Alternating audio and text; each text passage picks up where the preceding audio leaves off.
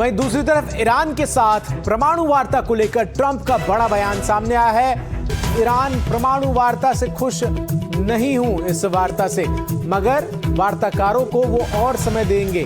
Trump ने कहा है कि युद्ध को टालने के लिए और समझौते पर पहुंचने के लिए वो ईरान को समय देंगे। राष्ट्रपति ट्रंप का ईरान ने यहां तक कह दिया है कि सत्ता परिवर्तन हो भी सकता है और नहीं भी। तो अमेरिका और ईरान के बीच जारी तनाव के बीच ट्रंप का यह बयान काफी अहम है। युद्ध कोई भी शुरू करे उसका परिणाम एक ही होता है, विनाश। इसीलिए दुनिया जितना हो सके जंग से बचने की कोशिश करती है, क्योंकि युद्ध शुरू करना आसान है लेकिन खत्म कैसे होगा कोई नहीं जानता। जेनेवा में ईरान और अमेरिका के तीसरे दौर की बातचीत एक बार फिर से बेनतीजा रही। रिपोर्ट्स है कि अमेरिका ने ईरान के सामने युद्ध से बचने के लिए कम से कम 5 शर्तें रखी हैं। कौन सी है ये शर्तें, देखिए इस रिपोर्ट में।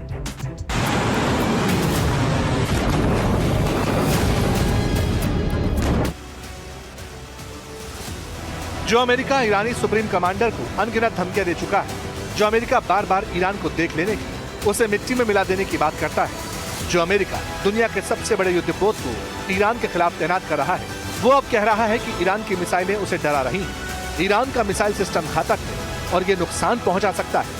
शब्दों का चुनाव भले ही अलग हो, लेकिन भाव तो यही है। खुद सुनिए। Iran possesses a very large number of ballistic missiles, particularly short-range ballistic missiles that threaten the United States and our bases in the region and our partners in the region.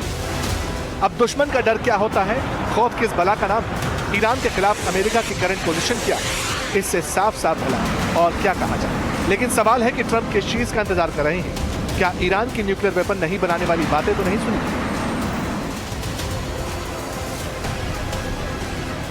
After Midnight Hammer, they were warned to make no future attempts to rebuild their weapons program, in particular nuclear weapons. Yet they continue, starting it all over. We wiped it out and they want to start all over again.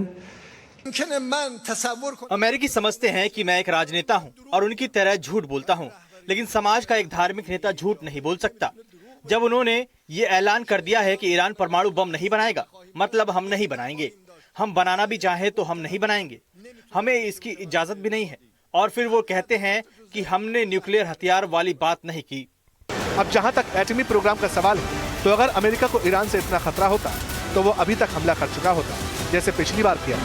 और इस बार तो Trump की table पर युद्ध का document, general ready, फौज और कमान सब तैयार है। तो फिर ट्रंप की कलम से बारूद की बौछार करने वाला दस्तखत क्यों नहीं हो रहा?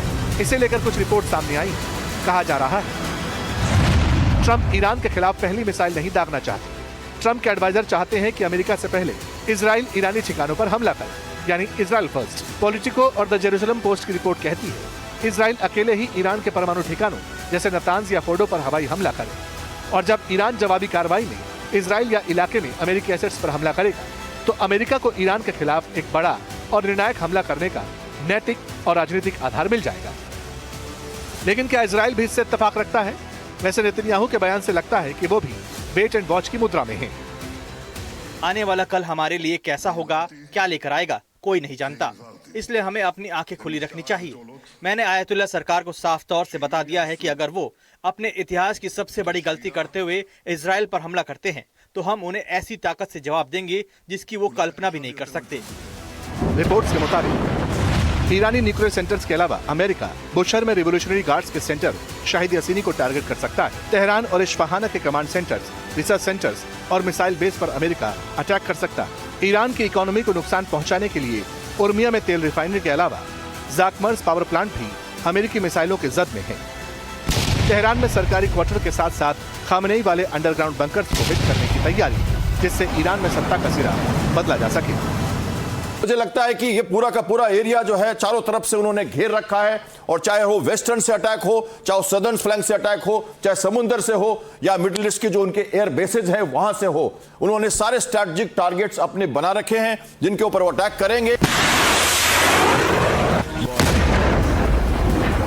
मतलब ये पूरी तरह क्लियर है कि अब ईरान और अमेरिका के बीच बातचीत का कोई स्कोप नहीं दिखता। उल्टा अमेरिका अपने दर्जन भर वॉरशिप्स के दम पर ईरान के खिलाफ बारूद बरसाने की, महायुद्ध शुरू करने की तैयारी कर चुका है।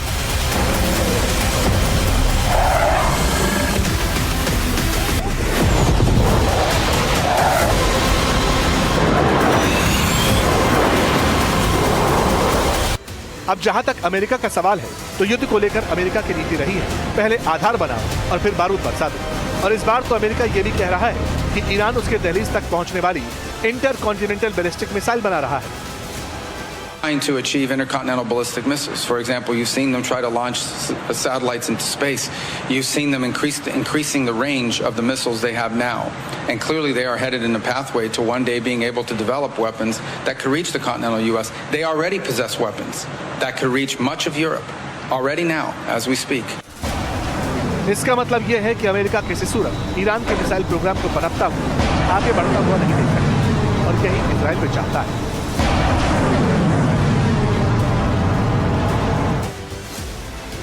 लेकिन ईरान है कि झुकने को तैयार है, इसीलिए वो आए दिन हमले की रिहर्सल वाली वीडियो जारी करता है। बातें कितनी भी हो, लेकिन मिसाइल प्रोग्राम छोड़ने को तैयार है। वो अपनी मिसाइल पावर के साथ साथ अंडरग्राउंड बारूदी सेंटर्स की तस्वीरें जारी करता है, ताकि ये मैसेज जाए कि ईरान का जज्बा अमेरिकी वॉरशिप से बड़ा है और इसके युद्धपोत को डुबोने के लिए मिसाइल और ड्रोन की फौज तैयार खड़ी है। बस सुप्रीम लीडर का इशारा चाहिए।